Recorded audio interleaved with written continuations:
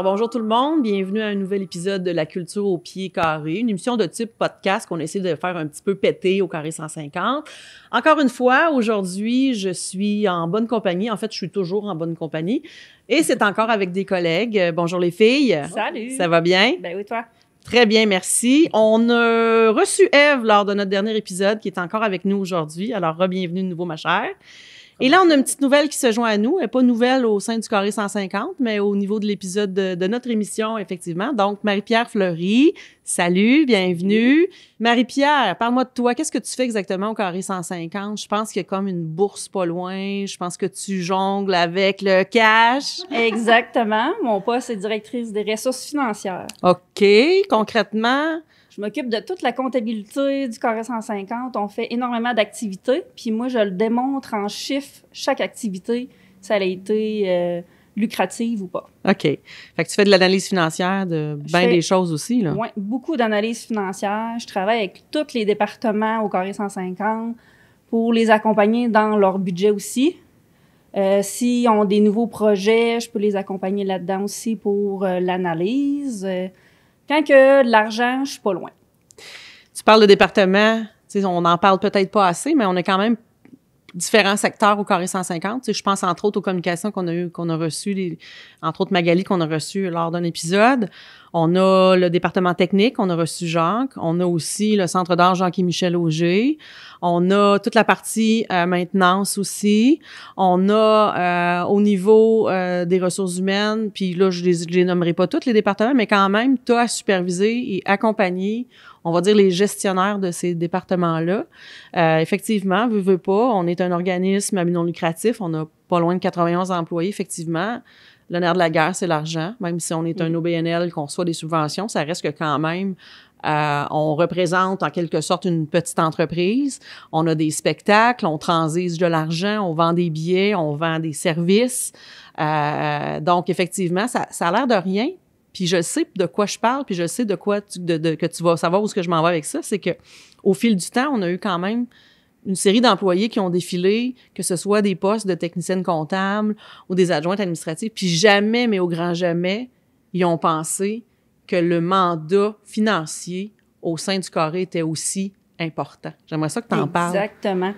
Le monde sont bien impressionnés de la charge de travail au niveau de la comptabilité. Parce que nous, on a choisi de faire une comptabilité qu'on appelle par projet. Donc, chaque spectacle, chaque représentation, chaque activité, chaque location est un projet. Donc, on attribue tous les revenus au projet et toutes les dépenses. Mais qu'est-ce que ça a de plus de travailler de cette manière-là que si vous aviez décidé d'y aller dans un autre modèle? On a une information financière beaucoup plus précise. C'est un meilleur contrôle, en fait. Exactement. Okay. C'est plus facile aussi, après ça, de prendre des décisions financières. Je peux mieux conseiller la co-direction générale lors de ces prises de décision-là. OK. Quand tu parles d'analyse, ça peut être aussi, je sais pas moi, de faire une analyse sur, on parle de services auxiliaires, mais si concrètement, on va dans quelque chose de plus détaillé, on a un service de bar et tout ça, fait que c'est aussi l'analyse des coûts, des produits qu'on pourrait vendre, que ça pourrait être aussi des coûts, puis on va en parler ensemble parce qu'on va parler un peu de ce qui vous unit, les filles, dans votre travail au quotidien, mais tu fais ce genre d'analyse-là, un peu? Oui, c'est ça. Ben, avec Ève, on va travailler au niveau du bar. Elle fait un inventaire mensuel. On fait un suivi des coûts. Aussi, on travaille au niveau des locations. En effet. Quand Ève a booké une location, il doit faire un dépôt. Là, c'est là que je rentre en compte. Par la suite, dans les locations, à la fin, quand elle a eu lieu, il y a la facturation. Moi, je dois m'assurer qu'est-ce que Ève m'apporte, qu'on refacture chaque dépense qu'il faut pour la location. Puis avant qu'on parle de location avec toi, Ève, tu es quand même aussi sur la comptabilité de la billetterie. Tu sais, on transige énormément de billets. On a une clientèle, une assistance incroyable. On a un public, on a un membership incroyable. On a des membres, on a des gens qui adhèrent à notre carte accès privilèges. Mais au niveau du nombre de billets, tu sais, on va passer pas loin de 100 000 personnes par année. C'est à peu près 90 000 billets vendus annuellement. Ça passe aussi partout sur ton bureau, tout ça. L'ensemble de l'œuvre. Donc, vous êtes autant dans les comptes à recevoir, vous êtes, tu sais, vous devez gérer, là. Puis, tu sais, on parle, ça a l'air de rien, mais toutes les demandes de subventions, j'imagine que tu dois aussi travailler en collaboration avec l'équipe. Oui. Chaque demande de subvention, je collabore au niveau du budget. Souvent, il faut faire un budget prévisionnel sur une année ou des fois, il faut faire 4 ans en avance. C'est là que ma participation, elle arrive, voir où c'est qu'on s'en va, il faut que je le chiffre. Puis, il faut demander le bon montant aussi pour que l'organisme puisse continuer à faire toutes ses activités. Je sais que la pandémie a été, en tout cas, pour bien des secteurs de l'industrie, de notre industrie du spectacle, quand même très chaotique, mais pour l'ensemble du Québec et de toutes les différentes sphères de métiers. Pour ce qui est du Carré 150, qu'est-ce que ça a pu avoir comme impact dans ta job au quotidien, mais aussi sur les employés au moment, parce qu'on est le premier service pratiquement qui a été fermé, là, on s'entend, Absolument. avec les restaurants, je pense. Raconte-moi un peu toute cette période-là. C'est quoi que tu as dû faire en plus de ta job de façon qui n'était pas dans le quadrant, là, tu sais? C'est sûr que du jour au lendemain, faire environ 70 relevés d'emploi parce qu'il a fallu mettre tout le monde au chômage. C'est à peu près 80 du personnel. Même 90 Initialement, c'était 90 de nos employés étaient remerciés temporairement, on espérait. Vu les circonstances. Par la suite, là, il a fallu que je recherche des subventions et tout. Parce que nous, les dépenses, on n'arrivait pas, arrivait pareil. Là, on avait des dépenses obligatoires. Exact. OK, c'est ça. Puis, on voulait avoir une petite équipe pour travailler, pour rembourser les billets. Parce qu'il y en a eu en maudit des billets à rembourser. Là. Absolument. On parle de plus de 300 000 transactions qui ont été faites là, dans la première strate de la pandémie. Tu sais, ça a fait de la gestion, là. Oui, ça a créé de l'achalandage.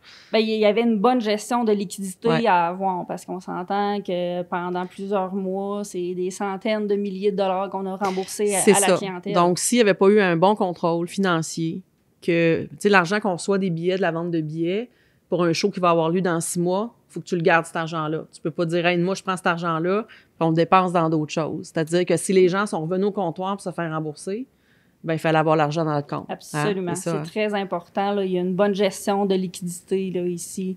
Justement, ça nous a aidés dans cette période-là. Puis il y a aussi les subventions salariales que j'ai été chercher. Ça nous a permis justement de réengager quelques employés qu'on avait mis à pied temporairement. Ça a été tout un défi parce que c'était des nouvelles subventions que personne connaissait. À ce moment-là. Et en plus, le gouvernement changeait les critères à peu près aux 3-4 mois. Fait que ça a été du jus de bras, mais ça a été très satisfaisant par la suite. Là. Parce que tu n'as pas eu le choix de dire, bon, ben là, moi, faut que je découvre d'autres choses, d'autres possibilités, puis je fonce parce que là, c'est pas le choix, sinon ça met en péril notre organisation. Ben oui, absolument.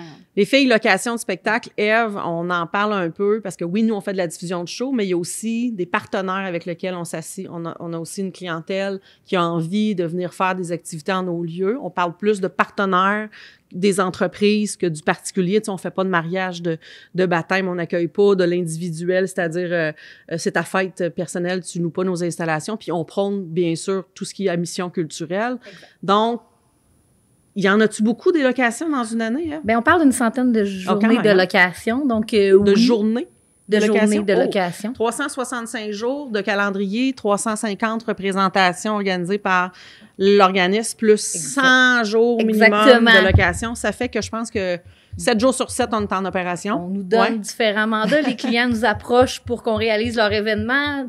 Parfois, c'est 4 heures. Parfois, c'est une journée complète. Ça peut être une conférence, ça peut être, qu'est-ce qu'on reçoit souvent?